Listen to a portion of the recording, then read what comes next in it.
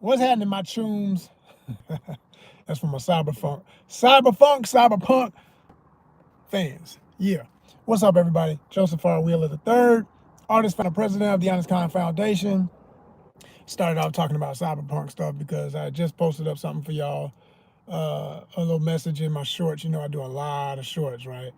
And this one I was talking about people use a lot of misinformation and try to get clicks. I wish people didn't do this, but this is something that some people like to do. You know, yet again, is why I say what culture, what you talking about? We say for the culture. I'm like, I don't do for the culture. I do for the cultures, plural, because that leaves room for you to be in your lane, me in my lane, and where we intersect, we intersect. But where we don't, we ain't got nothing to do with each other. Like, we all fans of cyberpunk who are fans of cyberpunk, right? As a genre, and of course the game, the original tabletop, and the video game by CD Projekt Red, but the original tabletop by Artel Saurian Games, made all possible by Michael Pondsmith, the main man himself, Maximum Mike as he calls himself, his character, one of his characters in the game.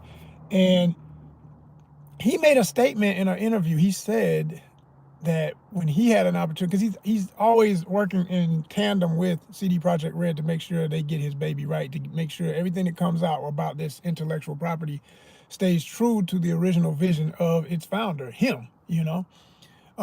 So he had said that, you know, when he looked at some things behind the scenes, that there's another city that you get to visit in the upcoming 5 years out. We got 5 years. Get it in your head, people. 5 years.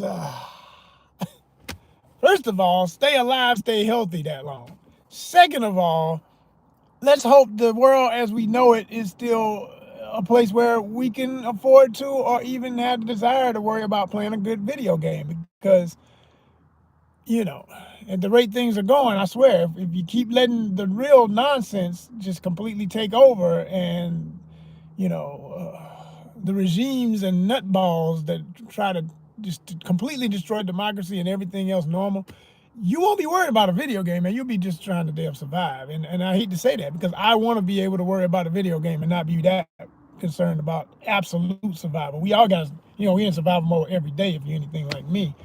Yeah, I'm waiting on a ride right now, waiting on some work right now. But, you know, I'm saying like when you really got to scrape and scrounge to get by, like literally, not kind of sort of days be like that. No, I'm talking about daily.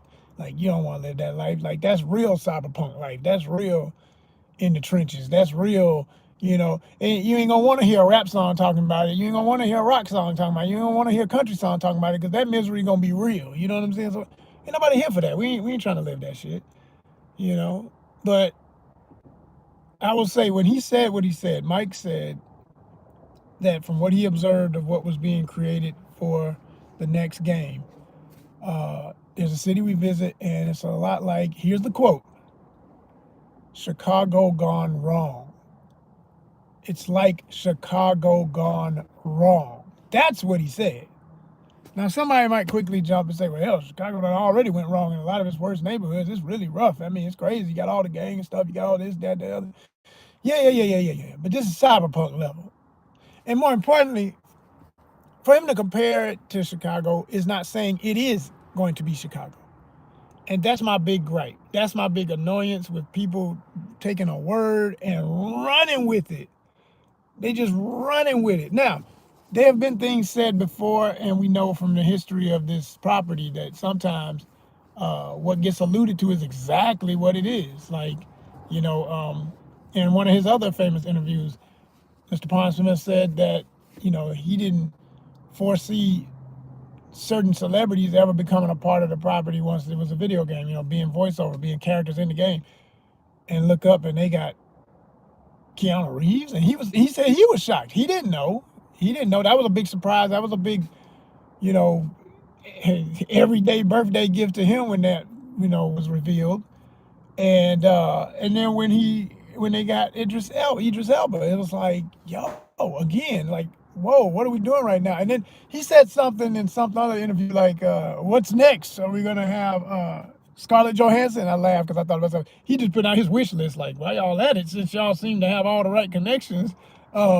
How about that? Let's see if we can get her. Like, he must be a fan. And he's like, I'd like to meet her. I'd like to know that she's working on something I created. That'd be awesome, right? Cool, cool. This is creative process and dreams coming true. I get it as a creative myself.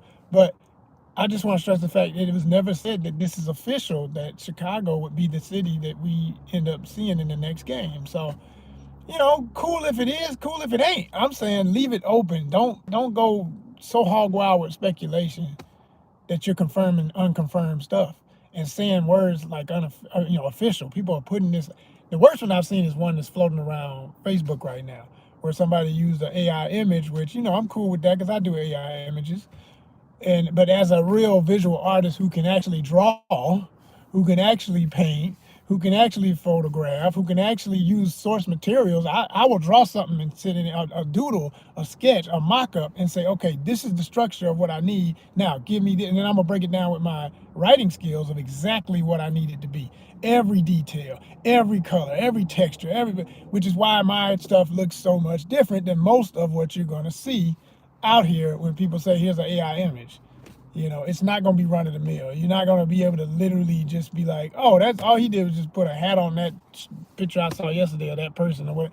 No, it's going to be embellished as much as possible so it can fit into this fantasy world. I may use definite resemblance because I want somebody to look like somebody as an homage to somebody that I admire or I like their character when they played that movie or whatever. So I want somebody like that. Yeah, I'll do that. But that's no different than how Marvel ended up casting the legend Samuel L. Jackson as the new Nick Fury. And for many generations, that's the only Nick Fury they're going to know because they don't read the comics. Okay.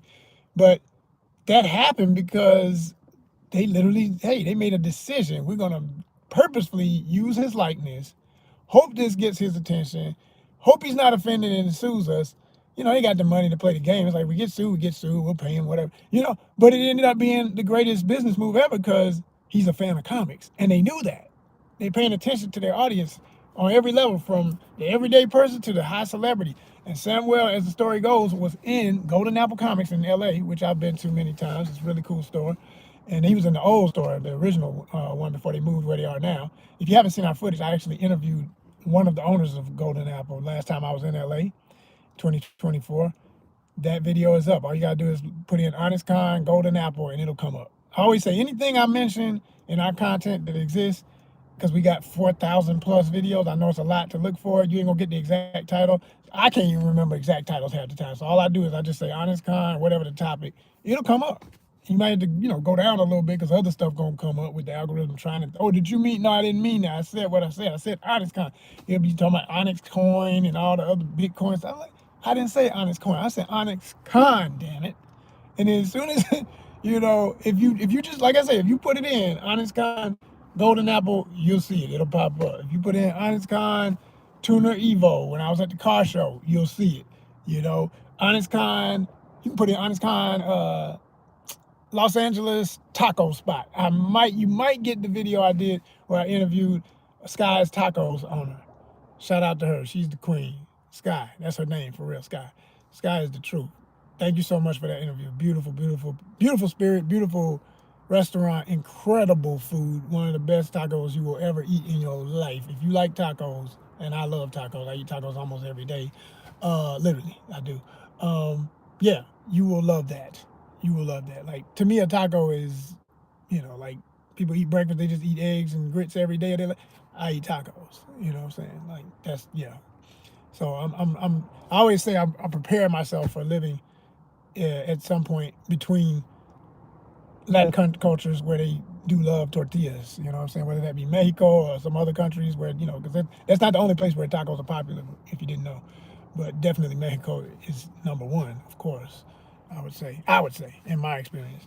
Ain't had as much as I want to have in travel, but we're going to get it. We're going to get it.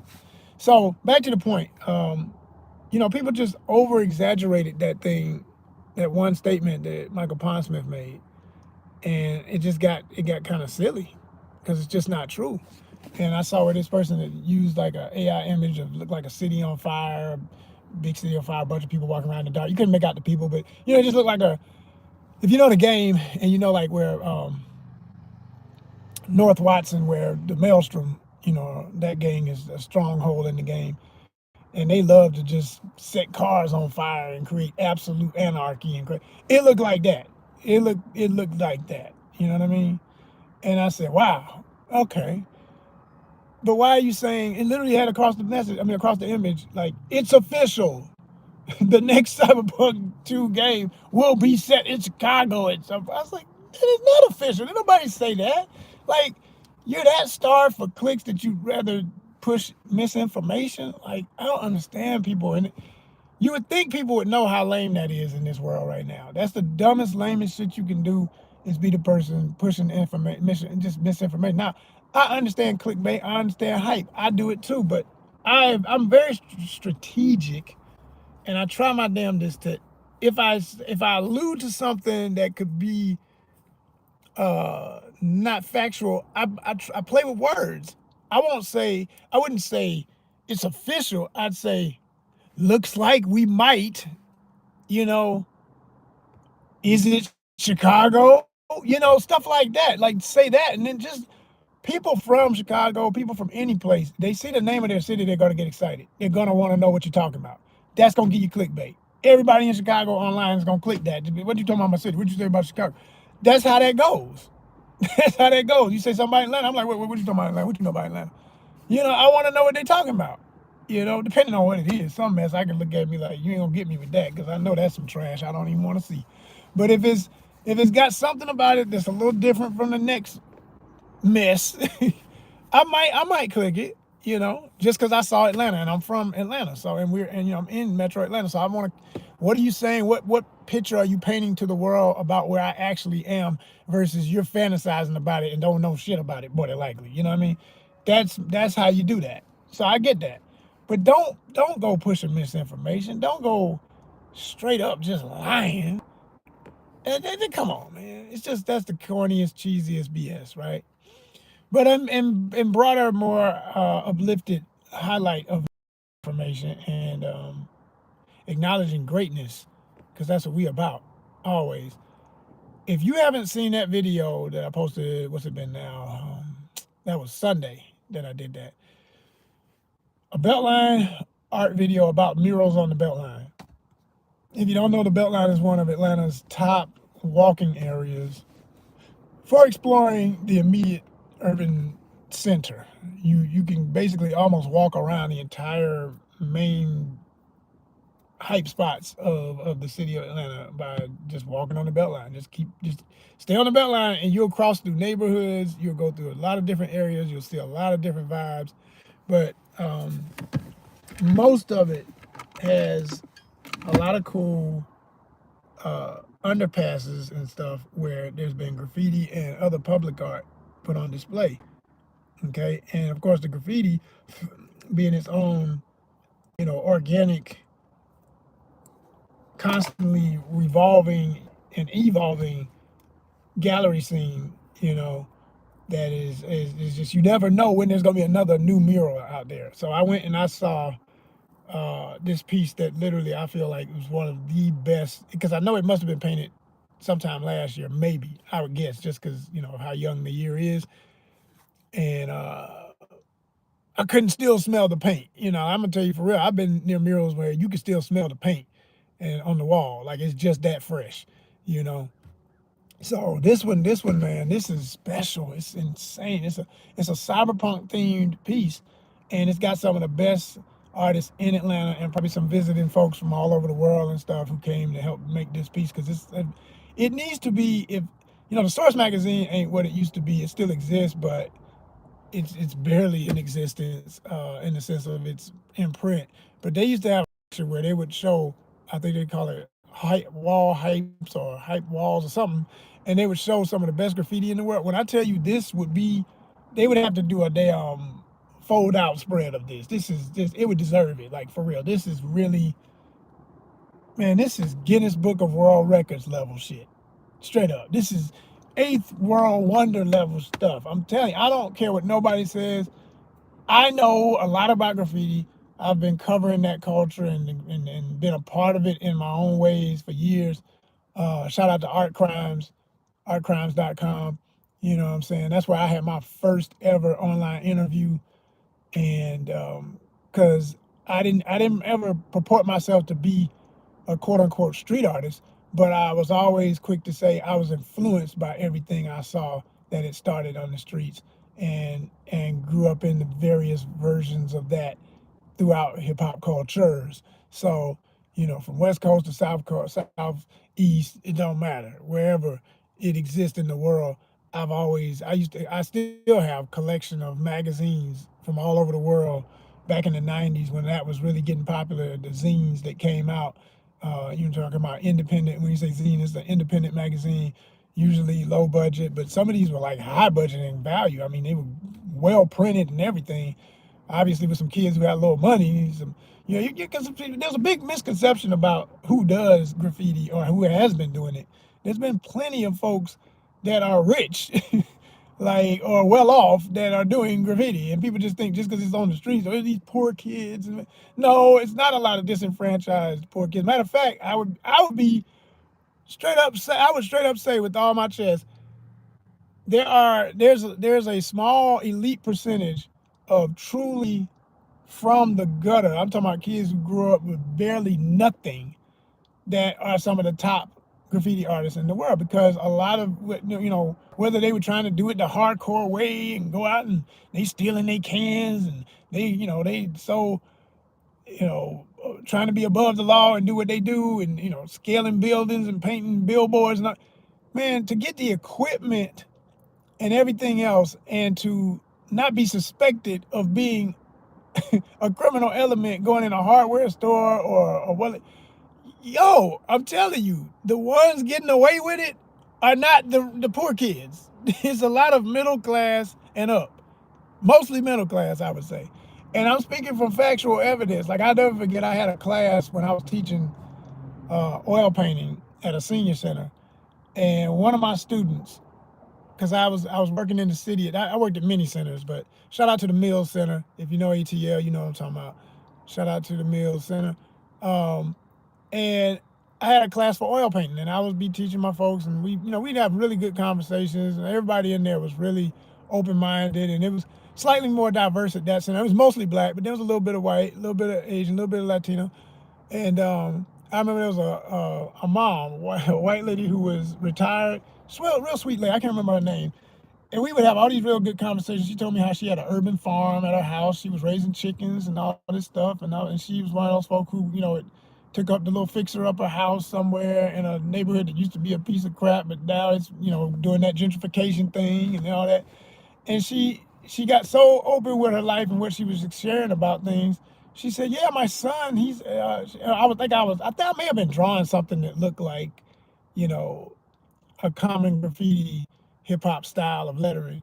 And she was like, "Oh, you're so talented, Joseph." I mean, all my teachers, all my students knew, if I'm teaching a class, I gotta have the skills, right? So they knew what I could do, and I had shown them my work.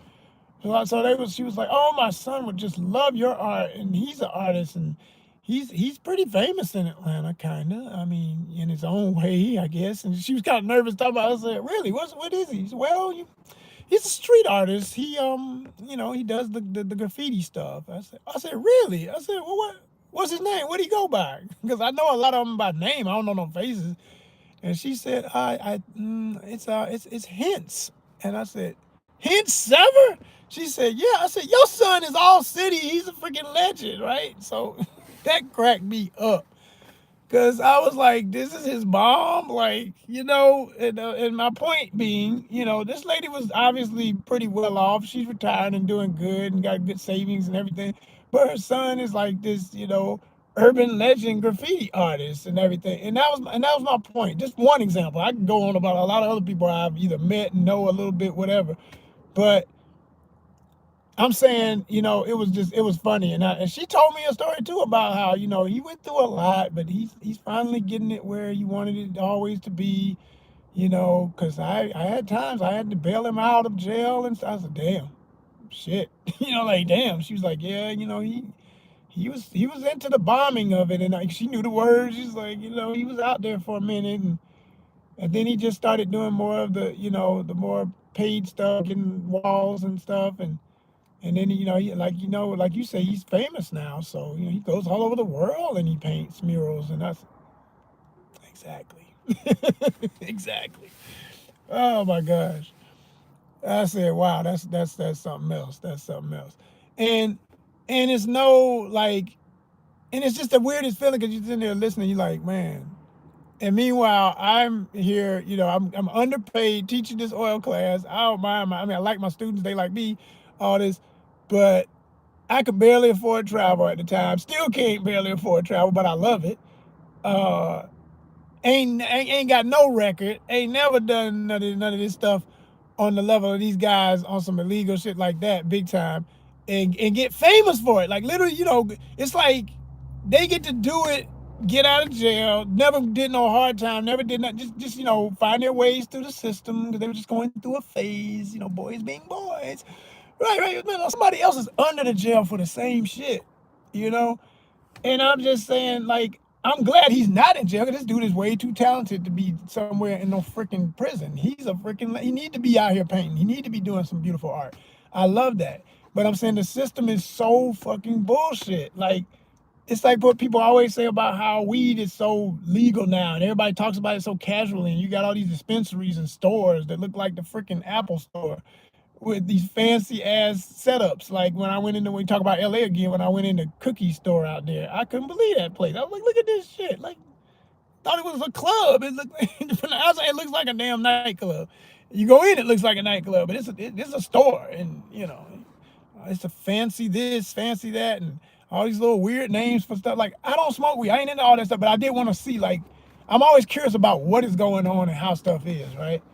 And I laughed because I was thinking any of my friends who do smoke weed would be, oh man, you was in the spot, man. Why didn't you get it? Because I don't smoke that shit. But anyway, but it was just amazing to see how much money was put into something like that, you know. And I can remember when people were like, hush hush about if they was selling weed in college and all this kind of stuff. And now it's like, it's legal business. It's on the stock market. It's it's approved. It's just part of the economy. It's good for the economy. It's this, that. But other people are still in jail. Like every person that went to jail for fucking selling weed should be free. If that's all they did. Now they did other things, they out here a serial killer, killing innocent people and shit, whatever. That's another story. But most motherfuckers who sold weed was just selling weed. That's it. They, why are they still in jail? That don't make no damn sense at all. At all. Since times are changing, then times are their time. They still doing time. They need to be changed. It need to be changed for them. Their time need to be changed. There's no reason those men and women that gotten over some shit over some damn marijuana should still be in jail. That's ridiculous. You out here selling weed legally. You done made it a multi-billion-dollar industry with all these restrictions and parameters. And then there's the other game they play for those who, are smart enough to try to be a part of it and get something out of it. Oh, they got so much red tape and stuff, man. The average person that still don't understand the game can't really make no real money on it. You know? It's still on some elitist 1%er type bullshit. It's like, it's such garbage. It's such trash the way this all works. It's insane. It's absolutely, you can't make it make sense. You can't justify this. You can't look at these variables and say, well, yeah, that's just the way it is. And that, no. Fuck the catchphrases the way it is. I don't want to hear that shit. This makes no sense. That's the only thing you can say. That's all I want to hear you say. It makes no sense. Now, you want to say that and keep moving, fine. But don't give me the acting like it's acceptable. It's not acceptable. This shit is ridiculous. It's absolutely ridiculous. Out of control. Not cool. You know. And like I say about, and when it goes back to the art, like for people that did graffiti and stuff, like the way that's become, like I say, in some ways corporatized. Or like to this day, with even the piece I'm talking about, as beautiful as it is, I still be wondering, like, how do these guys, like I've been out on the Beltline when some guys were painting. And I've seen every ethnicity. It'll be a black guy, white guy, Latin guys, Asian guys. It don't matter. It's all types of people into the art form. I know this. Like I said, I have friends from college and everything, so I know all that. But what gets me is like how they're able to just do it in broad daylight, and it's still like this little unsaid stigma about it, because no one's gonna say anything when they're doing it. No one's gonna care. There's never any cops in plainclothes cops. I'm sure there's some undercovers on the Beltline, but there's no plainclothes cops walking around tapping the shoulder saying, "What are you doing, kid?" Like, what do you mean? What am I doing? Look at this whole damn bridge has been covered for since y'all opened this shit, and everybody knows this is a legal wall. So like, why not? I'm out here doing my thing, whatever. But I still wonder, like, how does that work? Because in my covering this in Atlanta for years, I've seen situations where there was a wall that was considered a legal wall, and it was just fine, no drama. But then you would go there some months later, and suddenly there's, they don't painted the wall over white, put up signs, no painting it. You say, oh shit, I guess they about to build something new. But then they don't build nothing. And then it just, you're like, well, why'd you mess with folk about doing it if it was not a big deal? And then, a few months later, I'm thinking of the Civic as I say this. Anybody know Atlanta, you know about the Civic. I remember that went through phases. When I was in college, it was popping. It was like almost every month, it was new, fresh, beautiful murals, incredible stuff. Some of the dopest stuff ever been painted in Atlanta was over there. And I would go by and I'd see it, I'd be like, yo, this is crazy, this is dope. But then I think here's the other problem with it. It's the other side of it, it's the underbelly of it, of the, here we go with the, you know, everybody trying to be something, adding something tough and grimy to something that's just about, really at the end of the day, it should be about the art. But no, you got to try and keep it all street. So there'll be beefs. And you knew there was beefs because you come back and somebody had a beautiful piece one week, and a week later somebody done put a bubble throw up or an X across it or wrote toy, and I was like, oh shit, it's on.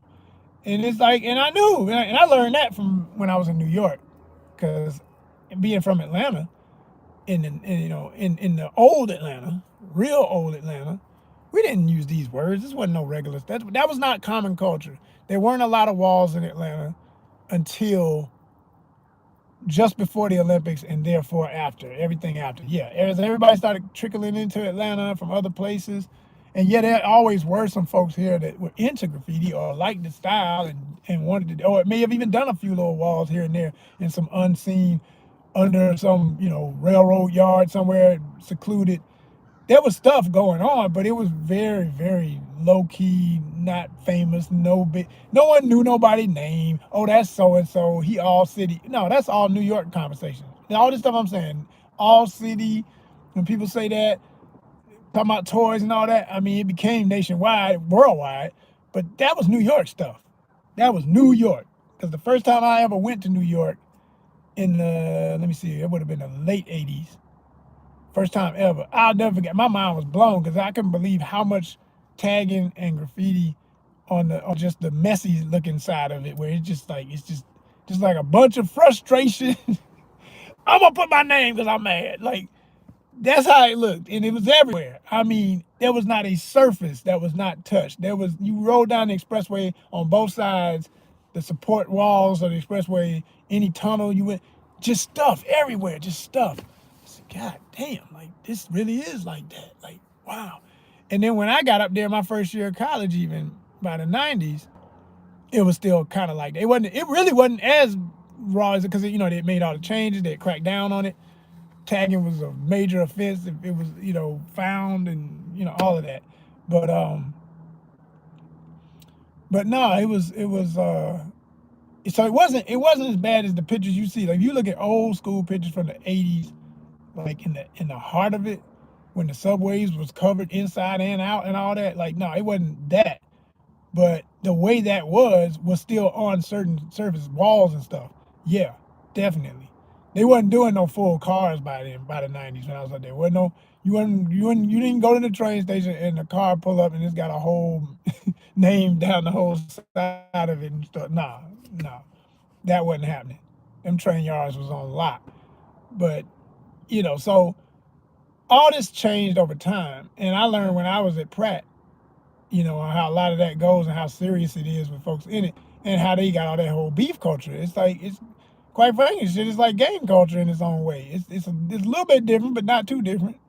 It's got the same energy of folks claiming areas or wanting to be like, this is mine and this is my area and this is where I paint and this is what you do, and my name over your name and blah blah blah. And I can remember in the '90s like that, kids used to like to paint on their backpacks. That was a thing when I was up there in that year, like 90, 93, 94, 94 especially was most of the year I was there. And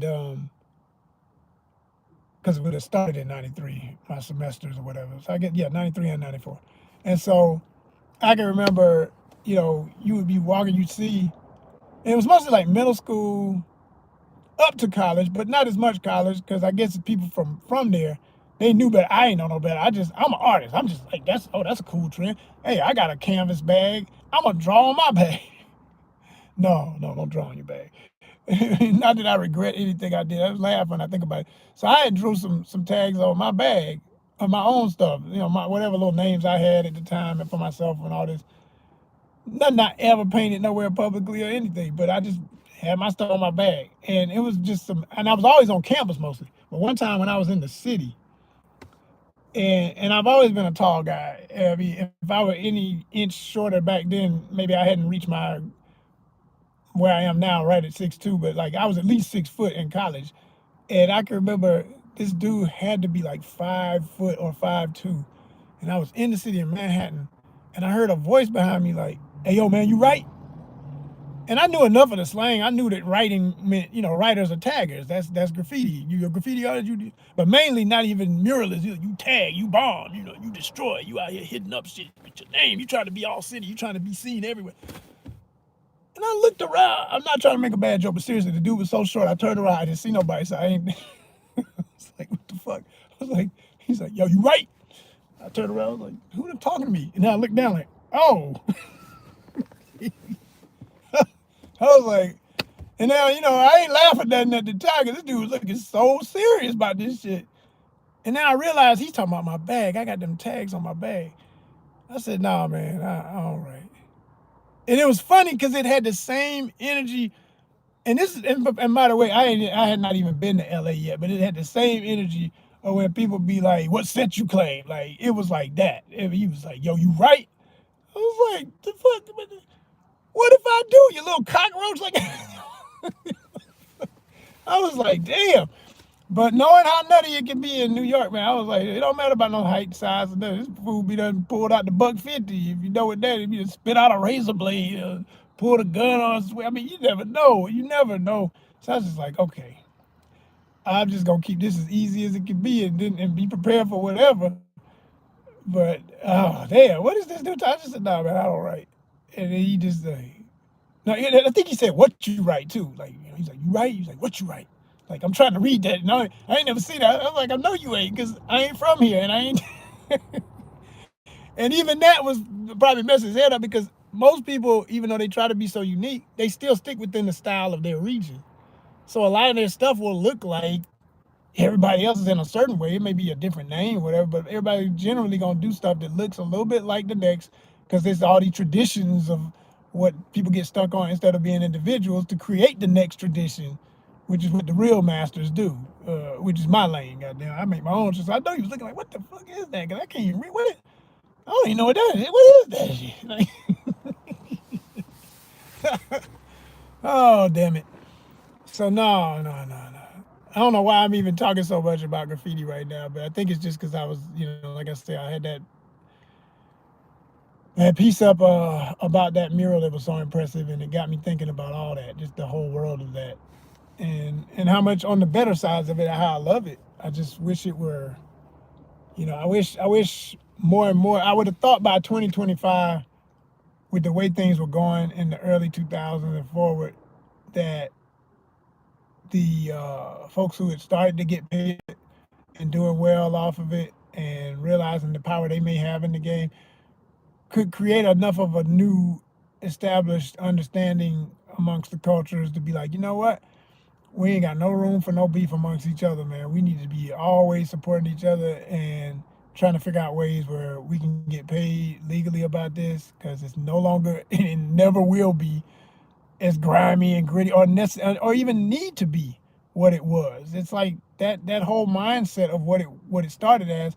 Yes, acknowledge why it was what it was when it was, but that era is dead. We're in a whole new time. Whether you want to move on or not, the world is moving on. So it really don't matter if you want to stay stuck on stupid. You can just all right, you can just be another number, and literally a number in a jail cell somewhere, because nobody's gonna play your game but you with that. You know, it's not gonna win. You're gonna need to change your situation and elevate your mind to a new way of everything. Not just literally everything about how you moving. You know, it's the it's the wisdom of the best of a mind state of how Nipsey was before he passed. And that's I always tell people all the time. People talking about Nipsey and his work. I say, man, my favorite Nipsey hustle is the Nipsey that he was becoming before his transition, unfortunately. You know, that brother was really becoming a true businessman, really understanding his place and his influence and what he could do with it. And as per usual, when somebody's that influential in that way and still got them ties to the streets and stuff, yeah, they push that other mess and let that bring you all the way down to nothing.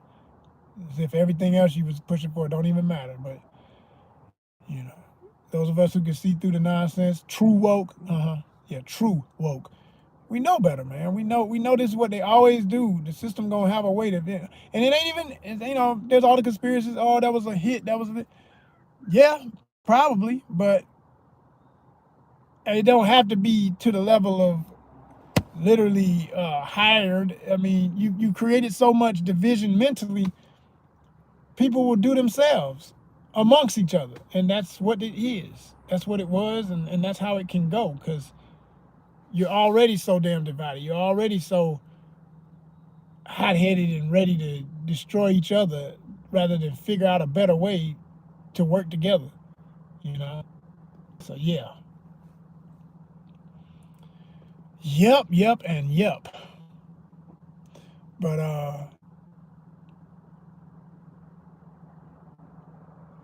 man, today is too much slow motion.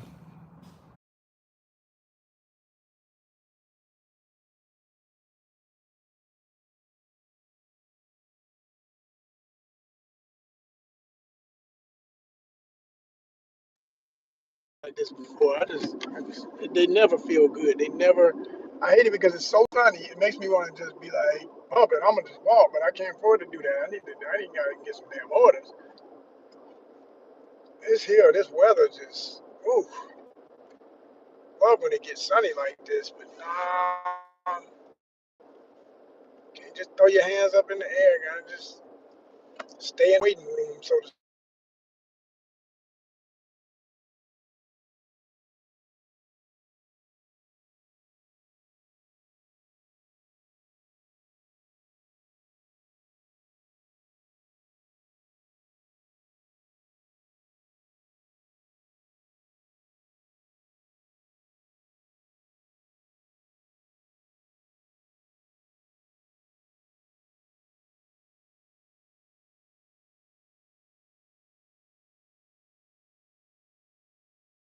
yeah.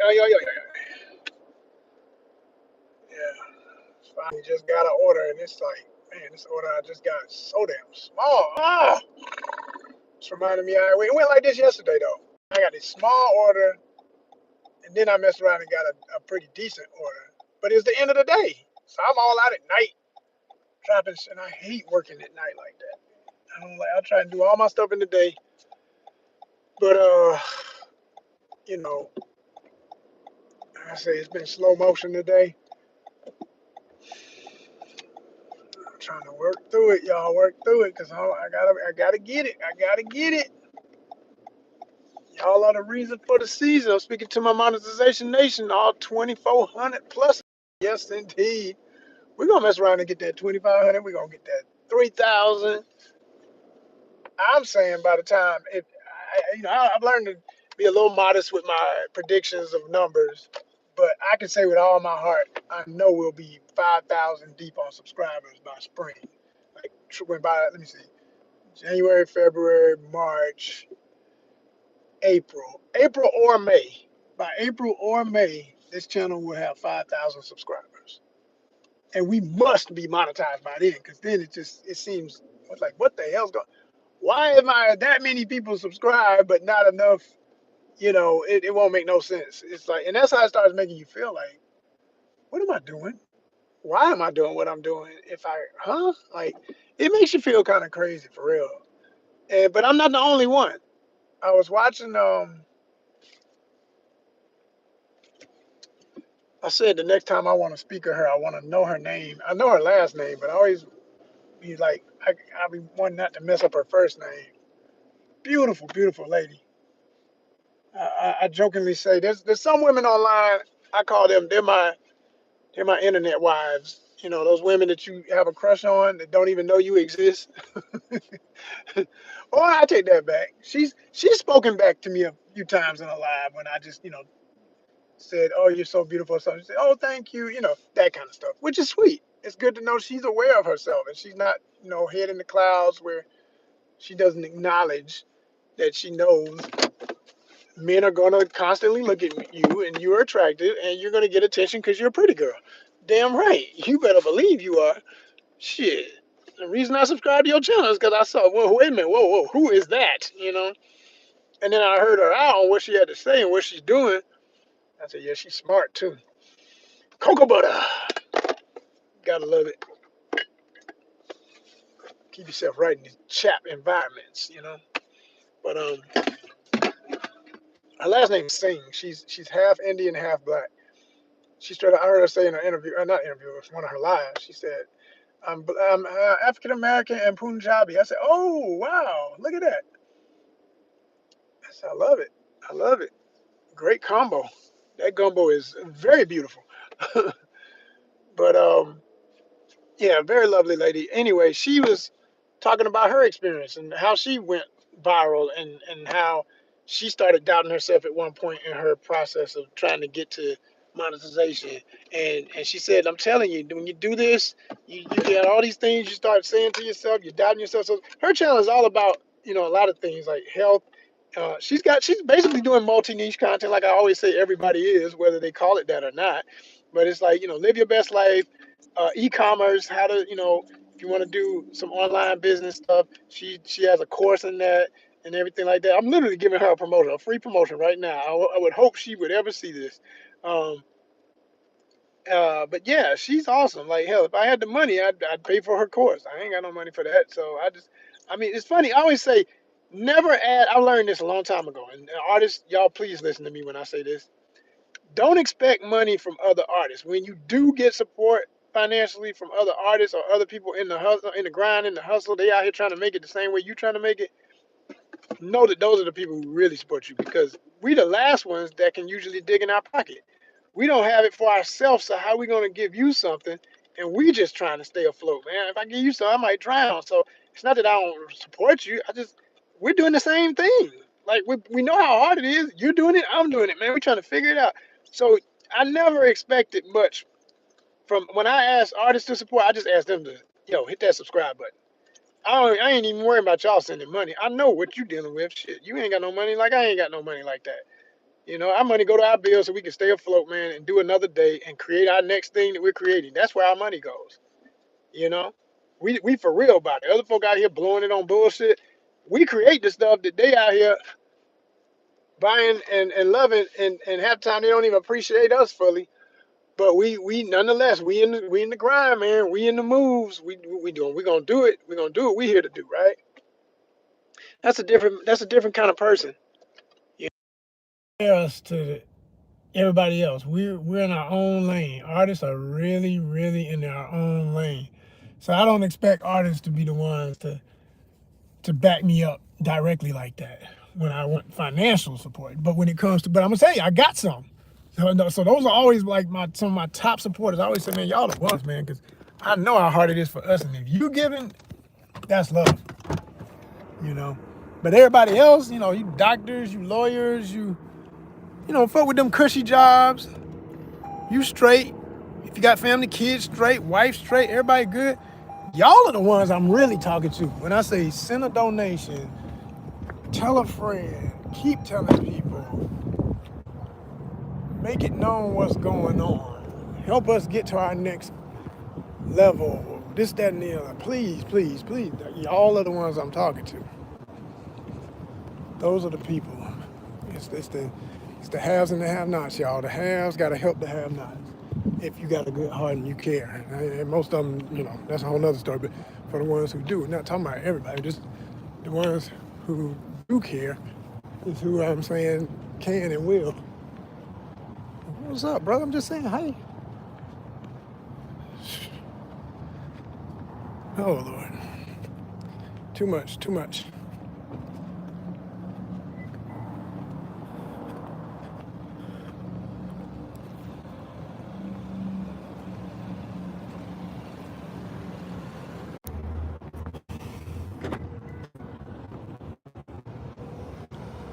Oh, yo, yo, yo, yo.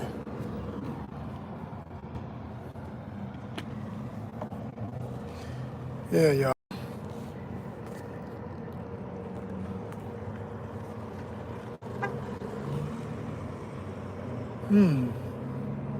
Such a nice day for the sun. Make you want to just be outside for real.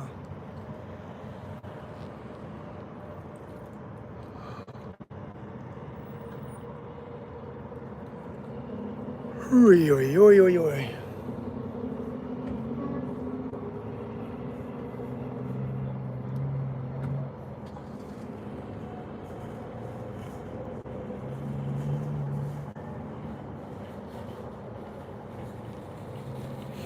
But yeah, I want y'all to check out that new one I did. Like I say, about the graffiti on that bridge, that one particular wall. It is so phenomenal. All of them. What's up? Yeah, I was just helping a brother. He new to doing this with the app, and he trying to do the dash at the same time. I said, ooh. I was thinking to myself, man. I mean, more power to you, but I'm so glad I don't do that no more. That became nothing but a waste of time. And he was saying, he said, I've just been doing it for about 3 weeks, so I know they're gonna start sending the crappy orders at me after a while. I said, oh, I'm waiting on crappy one right now. We just started laughing. I said, yeah, I'm gonna tell you the truth, man. I said, ain't none of them perfect. And I mentioned the VHO thing for what it's worth. I said, you know, you might want to try that. I was like, but all of them got something, like literally all of them got something. So be prepared for the nonsense with all of them, but at least with the other one, you get a route and you know how many orders. It's just gonna take you forever and it's gonna stress you the hell out and all that other stuff. But you know you're gonna make that money versus I hope I make that money today, that kind of stuff. But it ain't no real money. That's the problem.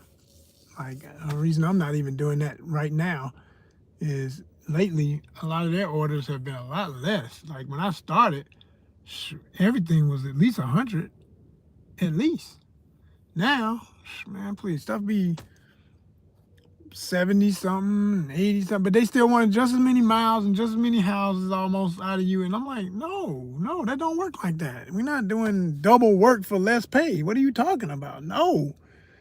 Ooh, this situation we dealing with in this country, I'm here to tell you, none of it make no sense.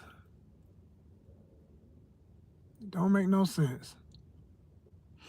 But anyway, I don't want to just drag on when I don't really have a whole lot to talk about right now. You know, I'll go ahead and let y'all get on with y'all day and maybe check in with y'all later. I hope y'all were learning something through all of what I did share, and I look forward to seeing them numbers on that video I did about that Beltline mural go up, because y'all need to see that. I promise you, you don't want to miss that. Appreciate you. Peace.